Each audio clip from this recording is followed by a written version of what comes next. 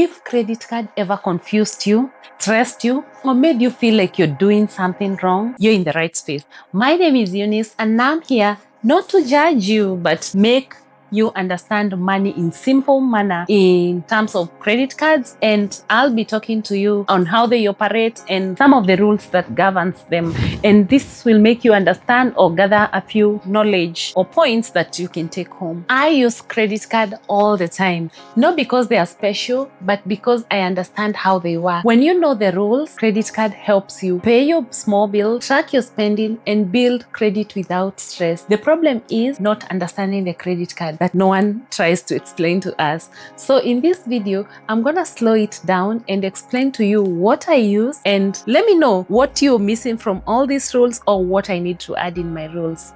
Okay? In this video, we're gonna be talking about credit card rules nobody explains, but the bank uses this against us. Rule number 1 is interest rate. And for this video, we're gonna be using an example of a kindergarten who borrows a toy and fails to return, but had promised to give it back on time. If they fail to return it back on time, what happens? They owe the toy. That's the same way. If you refuse or delay returning back your money on time, it generates an interest. So just note that credit card is not your money. Credit card is not an extra form of income. It's just borrowed money, just the same way the kindergarten had borrowed a toy. The bank lets you borrow money for a short time. You can use it today, give it back as soon as possible, and if you're late, you pay for an extra fee. That money should not be treated like a gift. Rule number 2, there are 2 important calendar days that you should mark in the credit card, and this confuses so many people. Number 1 is the statement date.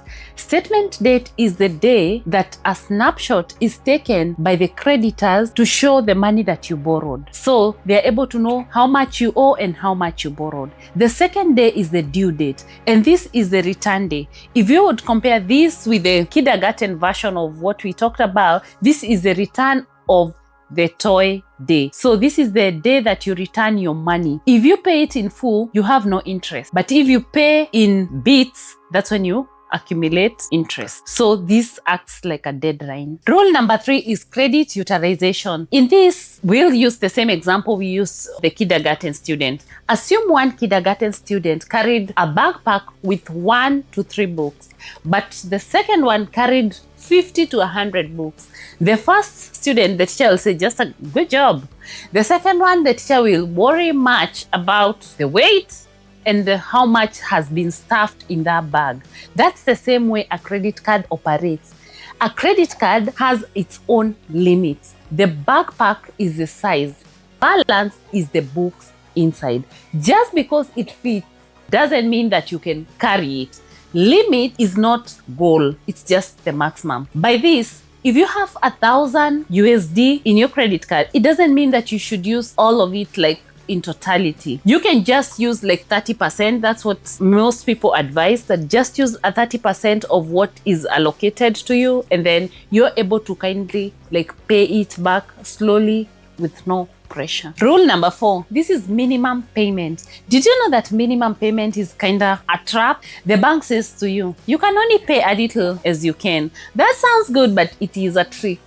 Because you're gonna pay your debt longer, you're gonna pay a lot of interest, and you're gonna make more payment to the bank that you owe. Just like the same analogy we used about the kindergarten kid, cleaning one top and leaving the rest of them messy is one and the same thing. So you get stuck there. So minimum payments make you stick there. It's always advised that you just pay more than the minimum payment. Rule number 5, it's rewards. Credit card operate by giving us cashback, points, miles, such that we are able to spend on all these as we continue accumulating all these goodies. And these goodies, in this case, they are candies. If you spend so much and just spend for you to get the reward, you lose the point. The simple rule of thumb is, if you won't buy it with your card, why buy it with the credit card? Too much is dangerous. So you don't need to keep accumulating so much points. You have to use it up to the maximum for you to just get rewards. Too much can make you sick, too much candy, right?